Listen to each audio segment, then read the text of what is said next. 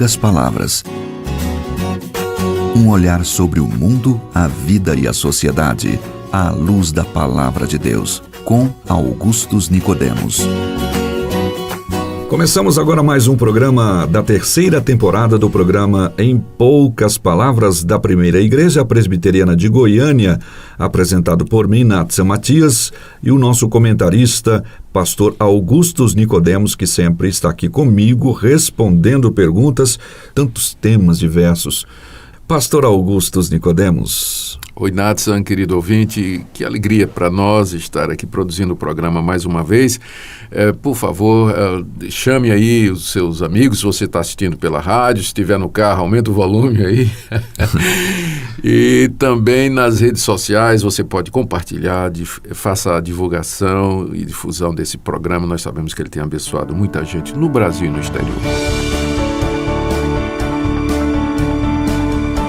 Em Lucas 16, versículos 19 ao versículo 31, lemos uma narrativa que Jesus faz sobre um mendigo chamado Lázaro e um determinado rico. Ambos morrem e vão para destinos diferentes.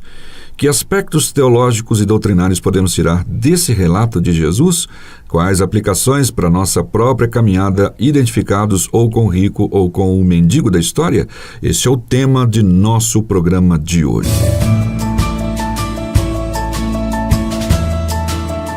Pois bem, pastor, está aí, então, o tema lançado, né, das lições que podemos tirar nesta história. Sim. E a Fabiana, por exemplo, faz uma pergunta que ela diz que, eu posso dizer que por causa dessa história, podemos dizer que vamos nos reconhecer no céu? Jesus está dizendo que a gente vai se reconhecer lá. Sim, sem dúvida. Essa é uma das implicações, né, que podem ser tiradas desse relato do rico e do mendigo. A primeira coisa que nós temos que definir, o reconhecer, é o que é essa narrativa. Muita gente acha que isso é uma parábola que Jesus contou e que, portanto, como é uma parábola, o que ela está dizendo não é literal. E aí, então, eles vão dizer que o inferno e o céu, essa vida depois da morte, tudo aquilo é simplesmente uma ilustração que Jesus criou, mas não corresponde à realidade, né? Bom, eu responderia a isso o seguinte. Primeiro, ainda que fosse uma parábola, temos que lembrar que uma parábola ela tem como objetivo ilustrar verdades espirituais através de uma narrativa fictícia ou tirada do dia a dia. Tá certo? Então, vamos supor que o rico e Lázaro são personagens fictícios que Jesus inventou, né, criou ali na hora para contar. E a grande questão é, mas qual era o ponto da parábola? O que é que Jesus queria ilustrar? Então, ele poderia falar a respeito do céu e do inferno literais, contando uma história que ele inventou. Então, o fato de que é uma parábola ou foi uma história inventada por Jesus, não anula o fato de que o céu e o inferno, a realidade pós-morte, é concreto, né? São fatos reais. Então, vamos admitir que seja parábola. Isso não vai afetar de forma nenhuma o ensinamento a respeito do que acontece depois da morte. Mas há indícios, Natsan, de que isso aqui não é uma parábola, tá? Porque Jesus diz o nome de um dos personagens, não é? Está aqui no capítulo 16 de Lucas, não é? No verso 20, Jesus disse: havia um certo mendigo chamado Lázaro, coberto de chagas, que jazia à porta do rico. Ora, é a primeira vez nessas histórias que Jesus usava com frequência em que ele nomeia uma das personagens. Isso tem levado muitos comentaristas a pensar na possibilidade de que Jesus está relatando um fato real. Conhecido, quem sabe. Conhecido. E como é que Jesus tinha conhecimento disso? Ele era Deus. Ele tinha acesso ao que acontecia depois da morte com a vida das pessoas e poderia estar trazendo esse conhecimento do que acontece depois da morte exatamente para ilustrar o ponto que ele queria fazer. E qual é o ponto da história? Então é só ler o contexto. Poucos versículos antes, nós lemos que Jesus está falando a respeito das riquezas. Ele diz no verso 13, ninguém pode servir a dois senhores, porque ou há de aborrecer-se de um e amar ao outro, ou se devotará a um e desprezará o outro. Não podeis servir a Deus e as riquezas. Esse é o ponto que Jesus está tratando aqui. Ou você serve a Deus, ou você serve às riquezas. As riquezas podem se tornar um ídolo que toma o lugar de Deus. E aí, então, no verso seguinte, nós lemos: os fariseus que eram avarentos ouviam tudo isso e ridicularizavam a Jesus. Ou seja, a reação dos fariseus, que eram avarentos, amantes do dinheiro, né? É esse o tipo de rico que não entra no céu, né? É aquele que é apegado ao dinheiro, que faz do dinheiro o seu Deus. Os fariseus eram assim, e eles estavam zombando de Jesus, porque Jesus disse que nós temos que renunciar à avareza para poder entrar no reino de Deus. E aí então Jesus conta essa história de um homem rico, que aqui simboliza os fariseus, e que era apegado ao dinheiro, e que vivia para o dinheiro, usava o dinheiro egoisticamente para si mesmo e ignorava o sofrimento das outras pessoas, como por exemplo Lázaro, que era um mendigo doente, cheio de feridas, que esmolava a porta dele. E o rico não dava nada, né? O mendigo vivia das migalhas que caíam da mesa do rico. Lembrando que o rico aqui representa os fariseus. Exato. Aí o que Jesus diz? Quando eles morreram, o rico, ele foi para o inferno. E lá ele estava atormentado e queria alívio do seu tormento, chegando inclusive a pedir que Lázaro fosse até o inferno, levando um pouquinho d'água, uma gota que fosse, para aliviar o calor, né, as chamas que o atormentavam. E aquilo foi negado para ele, dizendo que era impossível alguém passar de lá para cá e de cá para lá. Ou seja, o estado depois da morte está definido, não é? Definido. Então, se os fariseus pensavam que depois da morte eles poderiam ter alguma chance ou uma oportunidade, Jesus sepulta aquela expectativa contando essa história. E aquele mendigo, né, que era desprezado pelos fariseus, pelo rico, entretanto, ele recebe ali a sua recompensa ao entrar no reino dos céus. Não é dito aqui por Jesus, porque não é o ponto da parábola, mas é evidente que Jesus sabia e sempre ensinou que se aquele mendigo, depois da morte, foi para o paraíso e receber a felicidade eterna, foi mediante a fé em Jesus, né, como o Messias e o Filho de Deus. E aí o rico se lembra que ele tem 5 irmãos.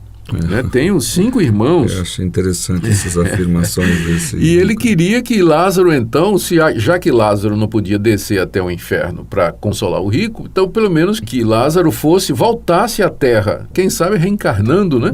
E para avisar os seus irmãos de que havia inferno, né? Ele diz aqui, né, no verso 28, tenho 5 irmãos, para que Lázaro dê testemunho, a fim de não virem também para esse lugar de tormento, né? Então, essa história que Jesus contou, ela tinha como objetivo alertar os fariseus, que estavam ridicularizando Jesus quando Jesus disse que quem serve às riquezas não vai entrar no reino de Deus.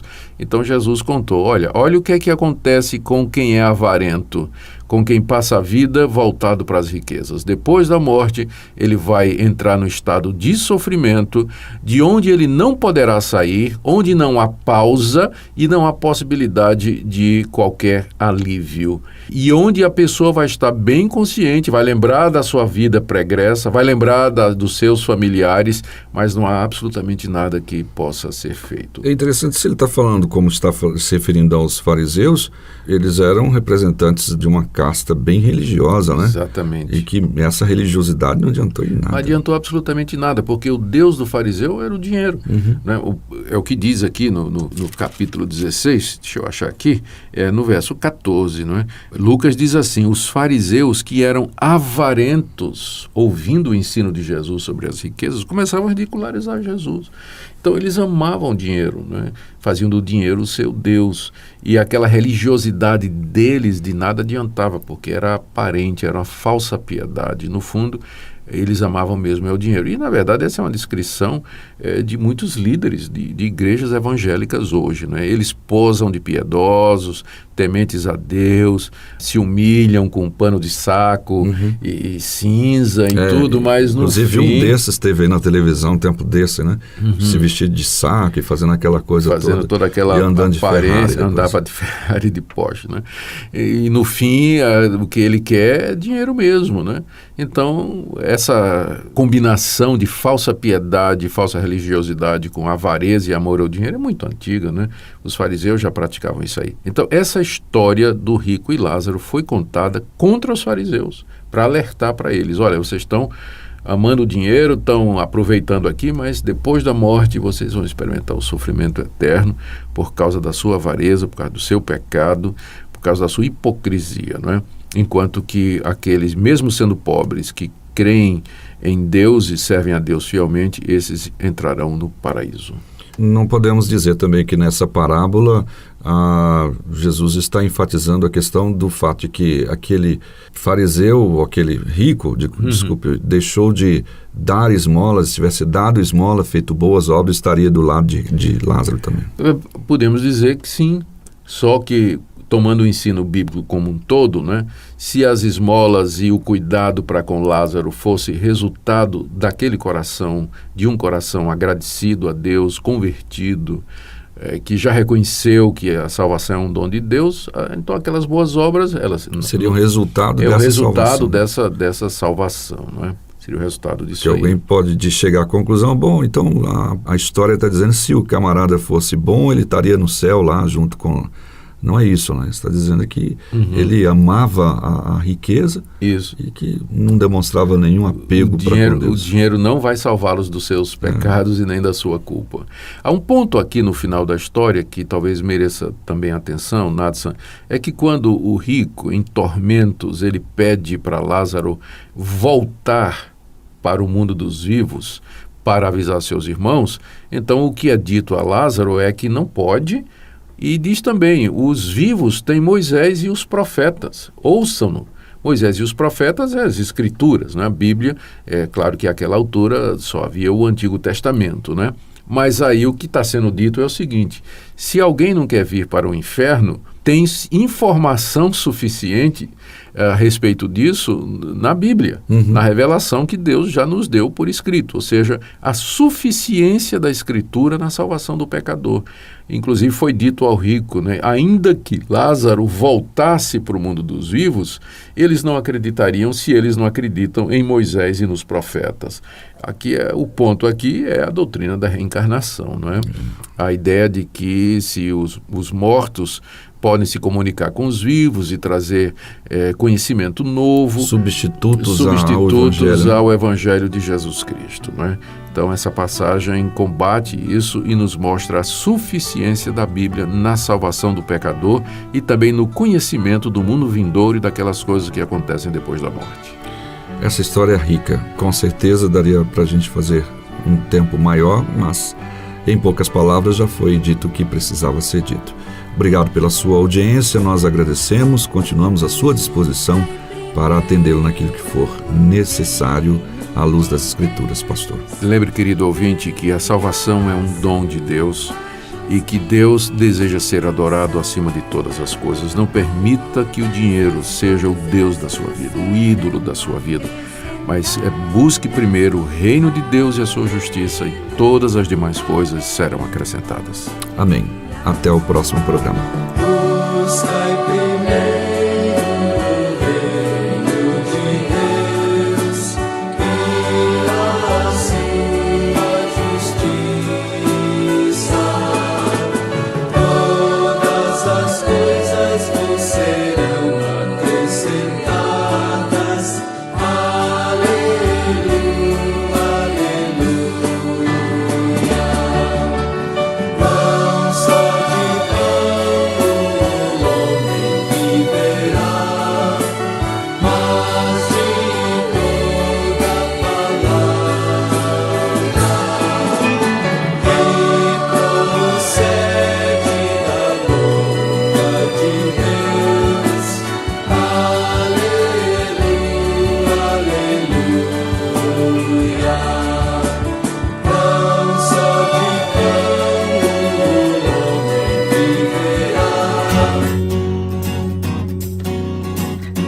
Em poucas palavras, um olhar sobre o mundo, a vida e a sociedade, à luz da Palavra de Deus. Apresentação Natsan Matias.